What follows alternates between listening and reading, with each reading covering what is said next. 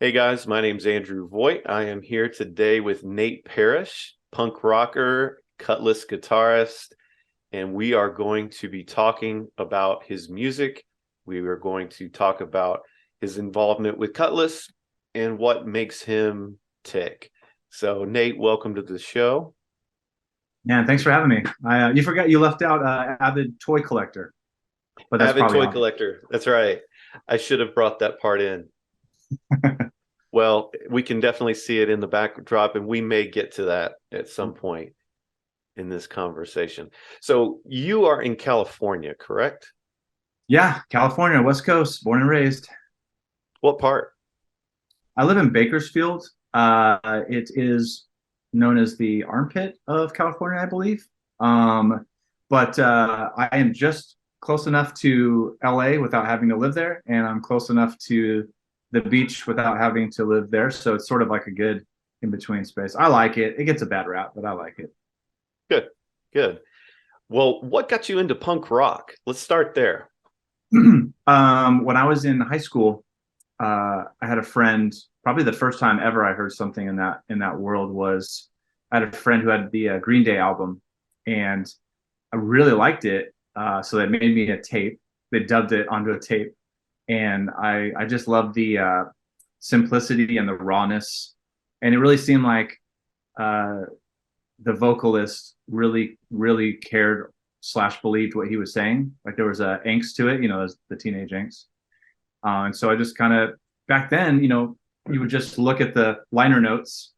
If you don't know what that is out there, physical CDs used to come with a little book, Oh, and yeah. you look on the back and you find what bands that they like, that they think, and then you go get those band CDs. And so that's how I kind of like went down that trail of punk rock, and that was yeah, it was about in high school. Awesome. Now, you've only been, as a solo artist, you go under the title Nate Parrish, your name. You've Yeah, only put out pretty two albums. You've pretty creative, had, huh?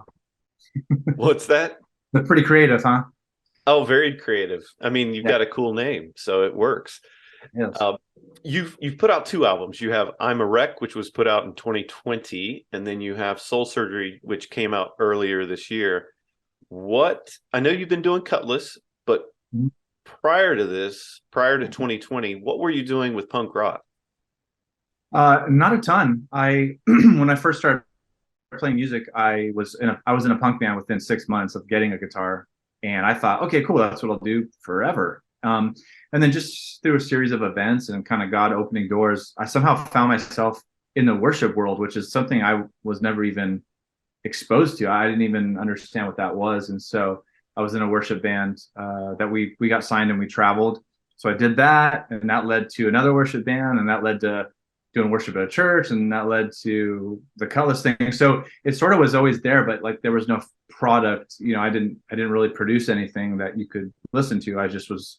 It's just what I liked, and somehow I had found myself doing these other genres, which is fine, and I loved it, but it wasn't necessarily a representation of my influences per Yeah. se. I was never the leader of the bands. I was always, doing something else or doing being a screamer or something like that. So um, I just decided, about 2019, I was like, I need to just do my own thing. I'm not going to come up with a band name. I'm just going to call it Nate Parrish. So if it's terrible, at least it's my fault and everyone knows it. So there it is. No, it's great. I love it. Now, a funny thing is, I actually did not grow up loving punk music. I had friends who were huge MXPX fans, and I grew up in the Christian music scene. So listening to that was the closest you got. And then I was more into ska. I grew up in the '90s. Uh, I'm one of those children who grew up listening to the OC Supertones, and I thought they were the best thing under the sun, literally. And I think the punk thing kind of went over my head until I heard Reliant K and started really getting into them. Of course, Blink 182 was great, but being a Christian music absorber, I was instantly wrapped in Reliant No, K. no, there are no.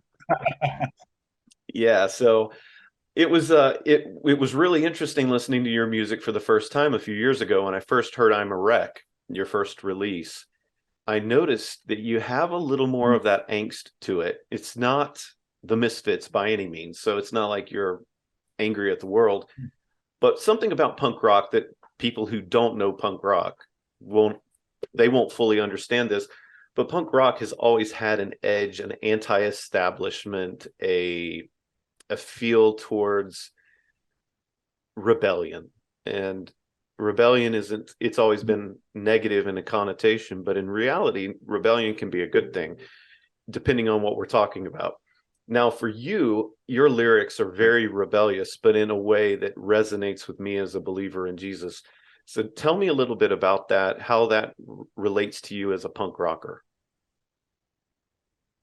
It's probably just my upbringing. I'm a contrarian. My mom has always been a very, very passionate, I would say even hard-headed to an extent of what she believed in. And I mean, I've watched her pull over on the side of the road, bring me home from school to call the radio station on a payphone to tell them that their theology is incorrect. And all kinds of stuff like that. So she's very much like, this is what I believe, and I don't care if it's not popular or not, you know. And so I absorbed some of that. And then my dad was long hair, you know, motorcycle guy, so I absorbed some of that.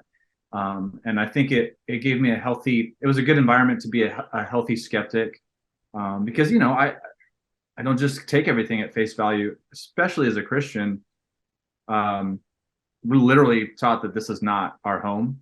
So the stuff that they're marketing and feeding me, why would I just accept that anyways? Literally, God's like, no, they're not about it. And so the things that they're offering are just pretty packages, but it's empty stuff. So I think that really fit in with me. And yeah, like growing up, I was always taught that being rebellious was wrong, and I understand that, but it's a question of what you're rebelling against. And it's kind of cringe, you know. Jesus was a punk rocker, but he did almost everything the opposite of what they expected or wanted him to do.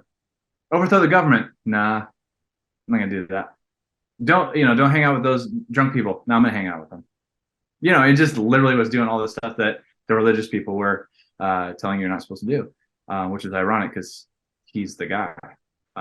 So it spoke to me in that way, and I think it just made sense to me. Like, I don't know, it's a vibe. It's not a genre of music. I think that's the common misconception that, oh, it's fast and, you know, guys yelling, it must be punk. No, it's a little more than that. It's an attitude thing. Yeah, definitely. I've picked that up for the times that I've listened to punk music. Most of what I've listened to was a little more pop punk, but when I've absorbed what you've been doing, I find it to have a more countercultural feel to it, which is interesting because a lot of believers know right now that counterculturalism, what used to be counterculture, is no longer counterculture. Right. What I would say Christianity in many ways is counterculture, and Oh, very 100%. punk rock in its own way. Definitely. Definitely. Your There's, music it just speaks that to me. yeah, you know, it was, I had been in other bands, and, you know, even with Cutlass and stuff, and I'm a songwriter, but I found myself without an outlet, and kind of I've lost what kind of the point of creating music was.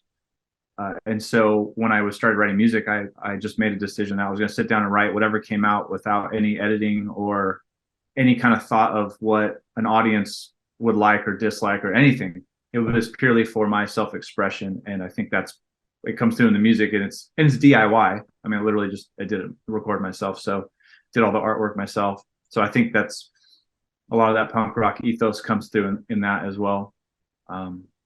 It's just stuff that needs to be said, and I mean, honestly, I know it's out there. There's so much music out there, but there wasn't a lot of, or isn't a lot of, Christian music coming from that perspective. You know, it's either worship or it's like metalcore. That's pretty much it.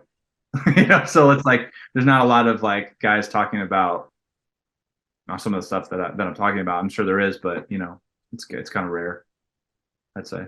Well, it's sad, but a lot of what we would have considered in the early 2000s Christian punk bands, I would say half of them don't even identify as Christian anymore in their personal lives, much less their music.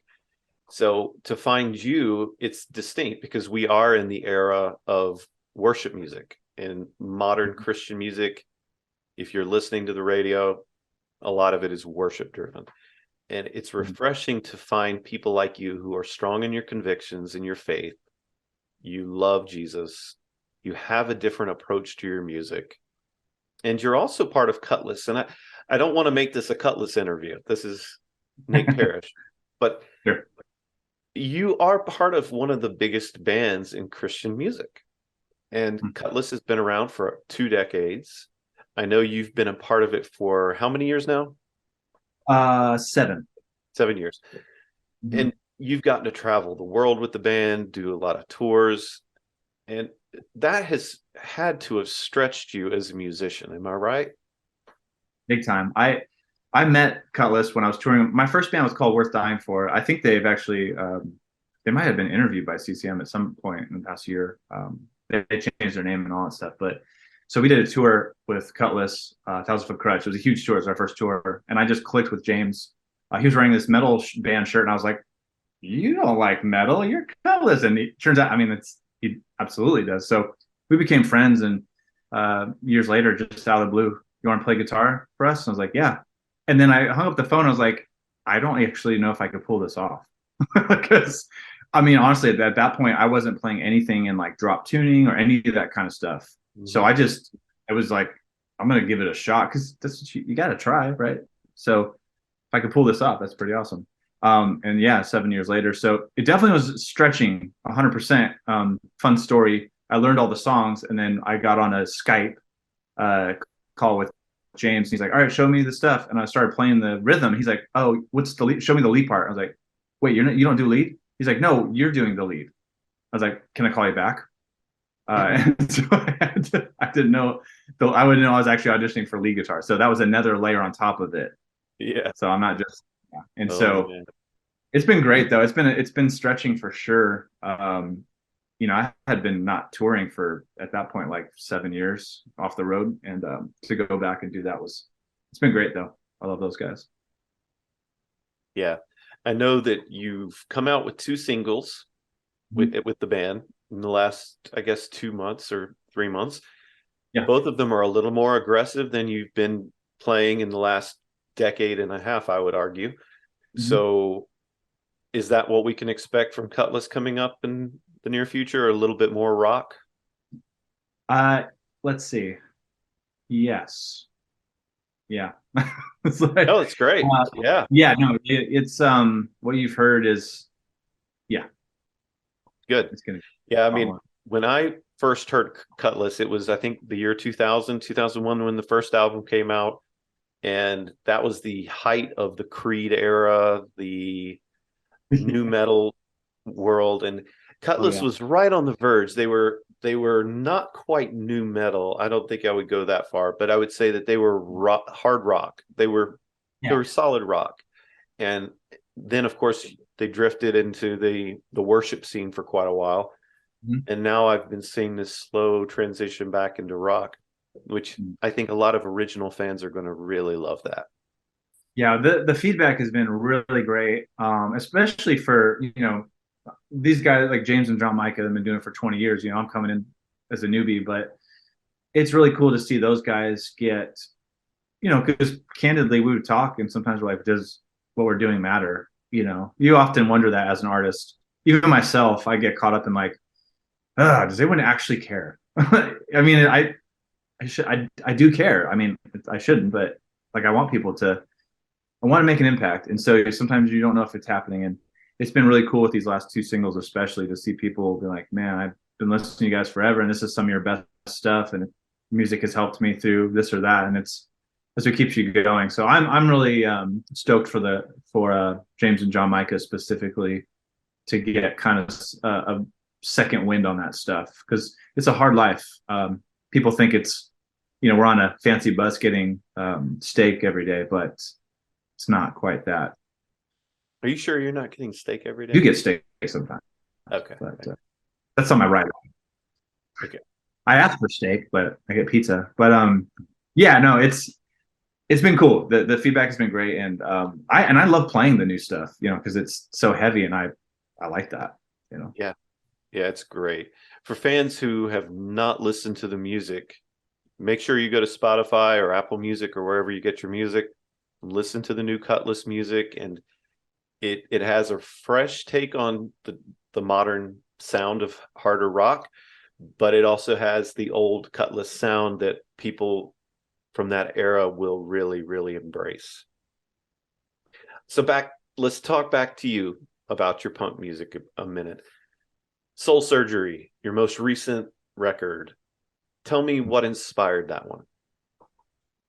So the first album was sort of, I didn't really plan this out, but maybe I did. The first album was sort of like, I'm a wreck, so it's the pieces of being sort of broken in different ways. And then the Soul Surgery is the follow-up, because that's the putting back together of those things. And the album is, I always strive to, I don't want to just make an accusatory album of just pointing fingers at people and without taking responsibility, because I think that we're all complicit in some way in our own, stuff.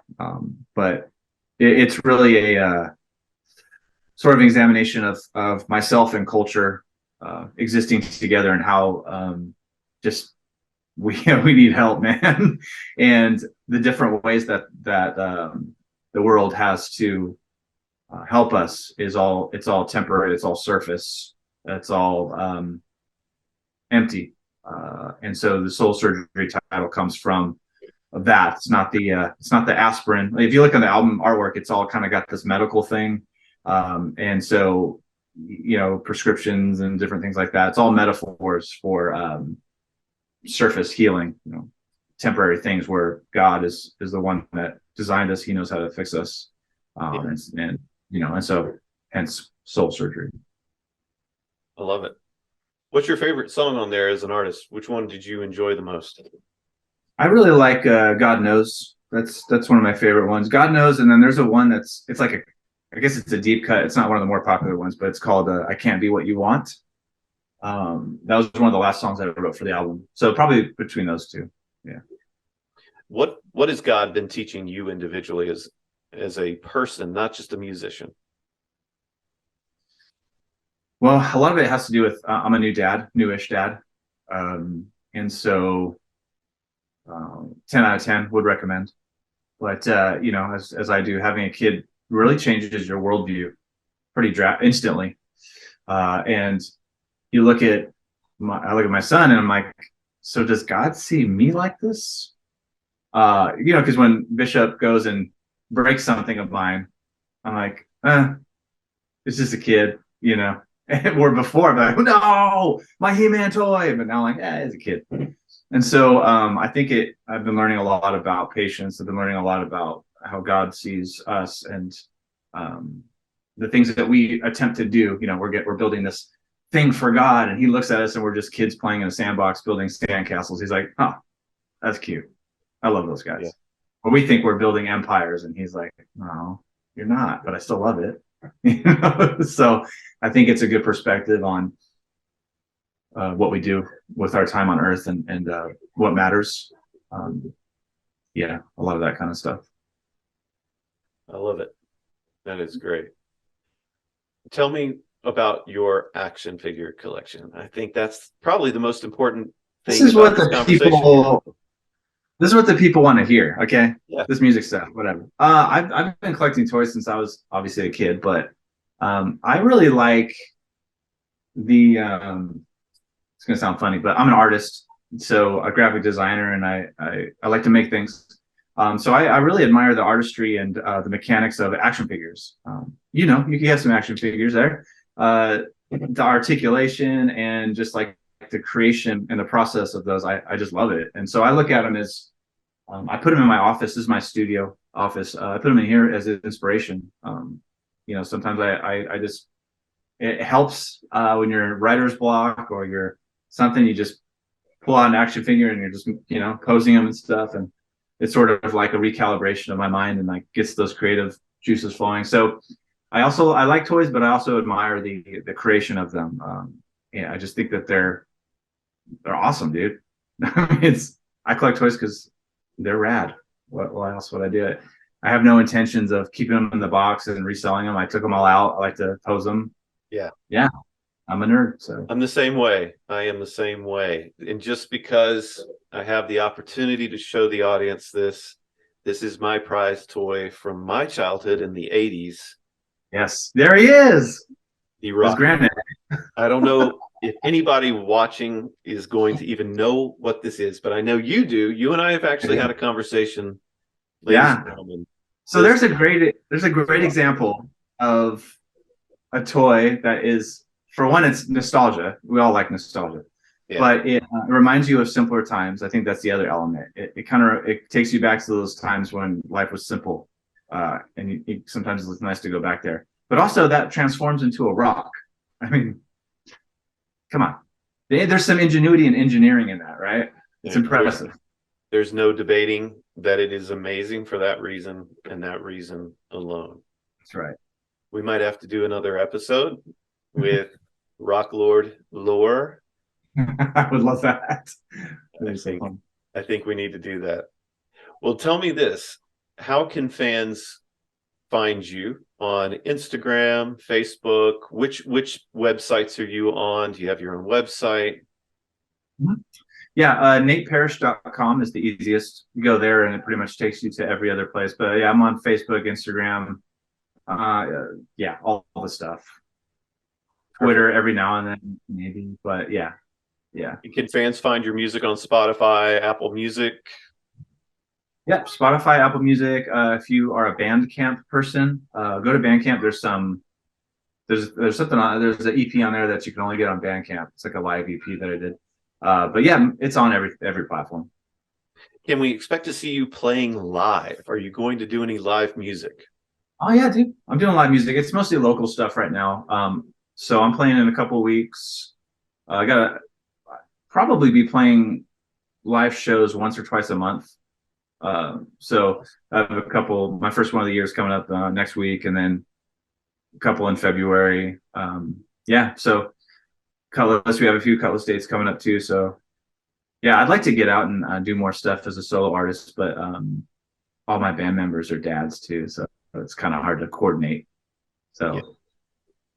If you're out there, you want to book me, book me, but just give me some good advance notice so I can get babysitters.